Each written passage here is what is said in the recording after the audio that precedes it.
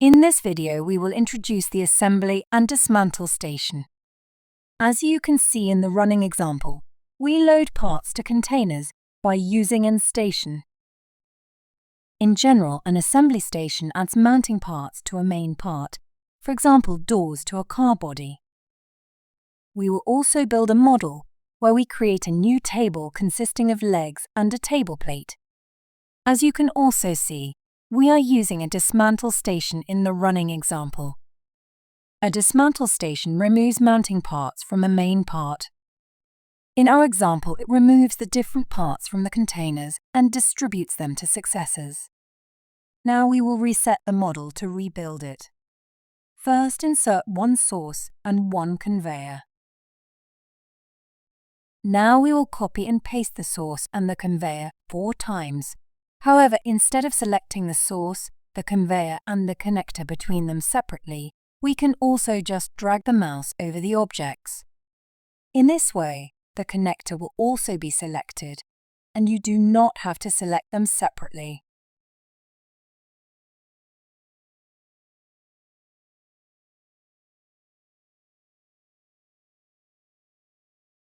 Our 4 sources will produce 4 different parts. To do so, duplicate the part in the class library 4 times and name the parts red, blue, green, and yellow. We'll skip the renaming sequence in the video. After we renamed the parts, we right-click on the first part and select Edit 3D Properties. Then we switch to the Appearance tab and check the box material active. Now we are able to edit the color of the part at Diffuse Color. We do this for the remaining 3 parts as well. However, we will skip the color selection for the remaining parts in the video. After we adjusted the appearance of the parts, we now drag each part onto a source to let the source produce the according part. Then insert another source, which will produce the main part on which the 4 parts will be mounted.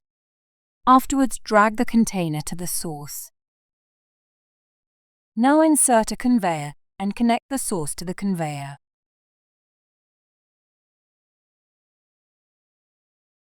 We then insert a second source, which will produce a second type of container. Therefore, we create a second container, which we name Container 2. To differentiate the container visually, we change the color to white.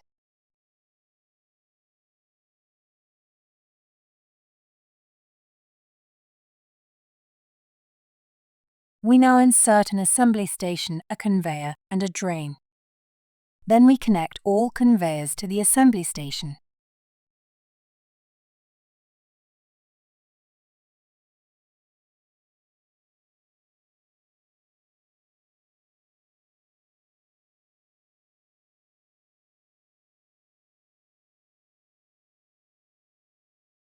Now we open the dialog of the assembly station. Here we see the field main MU from predecessor. In this field, we need to enter the predecessor, which provides the main MU. Since the containers are provided from the 5th conveyor, we need to insert 5. You can also hover over the connector to see the tooltip which tells us which predecessor the conveyor is. Then we need to choose if we want the assembly table to attach the MU or delete them. In our case, we choose Attach, since we want the parts to be mounted to the containers. Then we determine if the exiting part should be the main MU or a new object. We select main MU since the main part which exits the assembly station is the container with attached parts. In a second example, we will look at the assembly mode Delete MU and let a new MU exit. In sequence, we can determine the sequence in which the station requests its parts or services. In the assembly table, we can choose from 4 different options. If we choose none, then no assembly table is used. If we choose predecessor, we can open a table. In the first column, we need to insert the predecessor, which provides the part and the amount, into the second column. The third option is MU types. Here we enter the MU into the first column and the amount into the second column. This mode is generally used when you work with one type of main MU. The fourth option is depends on main MU. Here we enter the name of the main part into the first column, and into the second one we enter the name of the MU, which should be mounted onto the main MU. In the third column we enter the number of parts. We select depends on main MU since we want to use two container types. We want that the assembly station attaches red and blue parts to the first type of container. To do so, we enter container in the first column. Then we enter red as MU name and set the number to 2. If we press enter, a second row will be added. In the first column of the second row, we do not enter anything, since we still want to attach parts to the same type of container. We just enter blue as MU name and 2 as number. Now we again press enter to add a third row. In the first column of this row, we enter container 2. Then we set yellow as MU name and set the number to 2 and do the same for the green part.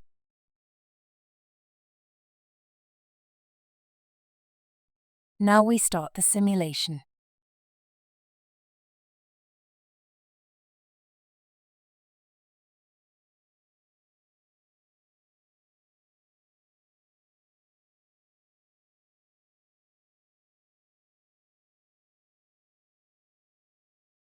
As you can see, the parts are attached according to the assembly table. Now we want to dismantle the assembly again. Therefore, we replace the drain with a dismantle station. Then we insert a conveyor, a station and a drain.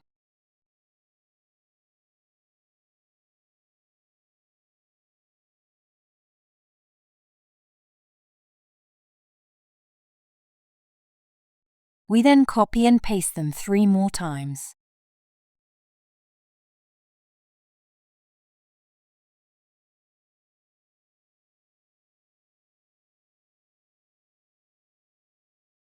Finally, we insert a conveyor and a drain and connect the dismantle station with all conveyors.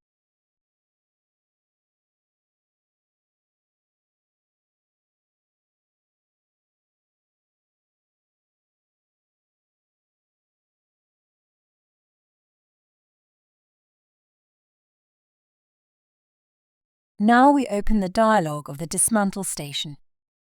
At sequence, we can select from 3 different ones. Here we basically choose how the dismantle station distributes its parts to the successors. We select main MU after other MU as sequence. Then we open the dismantle table. At the column MU, we drag and drop the first part from the user object folder. In the dismantle station, we need to drag and drop the parts from the class library since we need to insert a class rather than the name of the part as in the assembly station. The reason for this is that if you want to create a part in the dismantle station, the station must know the class of the instance to be created. In the second column, we need to enter the amount of parts that should be unloaded. Here we entered 2. Keep in mind that you could also enter -1 if you want to unload all parts of the corresponding class. At successor, we enter 1.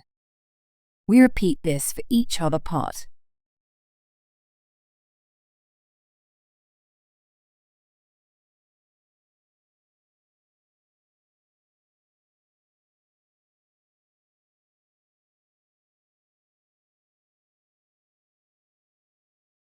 In the assembly station, we attached parts to the container.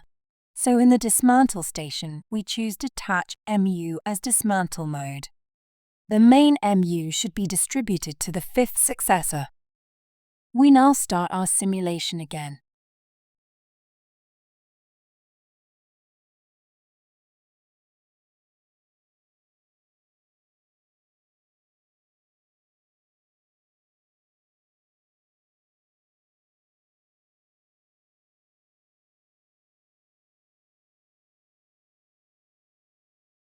As you can see, the parts are detached according to the dismantle table.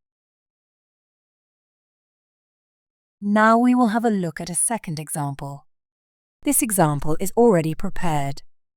As we can see, we have 2 lanes which are connected to the assembly station. In this assembly station, we want to create a new MU. Therefore, we need different types of MU. The first MU are the legs of a table, and the second MU is the table plate. What we want to do is that the assembly station assembles the legs to the table plate and a table exits the assembly station. We have therefore already created the legs, the table plate, and the finish table. Now we want to let the source produce this legs and the table plates. Therefore, we drag and drop them to the sources. Then we open the assembly table. Here we now select as assembly table MU types. We could also select depends on main MU. However, since we do not have multiple types of main MU, the assembly table MU types is more convenient. We drag and drop in the first column the legs and enter 4 as number. Since we will create a new main part, and since the table plate is not a container where we can attach parts, we have to choose the assembly mode delete MU. For exiting MU, we choose new MU, since the table plate should be deleted and be replaced by a new MU of type finished table. To define the newly created MU, we simply drag and drop the finished table class into the MU field. So what we this time do is to use 4 legs and 1 table plate to create a new table. Then we open the dismantle station. At sequence, we choose main MU after other MU. In the dismantle table, we then drag and drop the legs, enter 4 as number, and set 2 as successor. At dismantle mode, we choose create MU. As we stated before, the exiting MU from the assembly station is a new MU of type finished table. And since the finished table objects are not of type container, we cannot use the dismantle mode detach MU. So we select create MU as dismantle mode. In this way, we will create new single legs from the finished table objects, which can be distributed to the successor.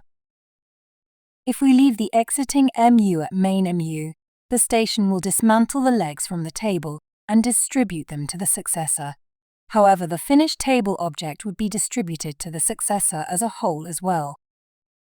What we want is that the legs are dismantled and a new table plate object is distributed to the successor. So we need to select new MU for exiting MU. And for the MU text box, we can now simply drag and drop the table plate class into it. In this way, we achieve that the legs are distributed to one successor and the table plate to the other. Now we can start our simulation.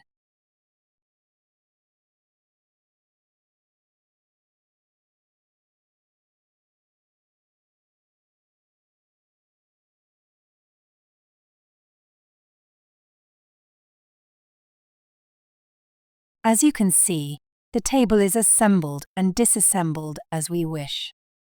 This concludes our video on the assembly and dismantle station.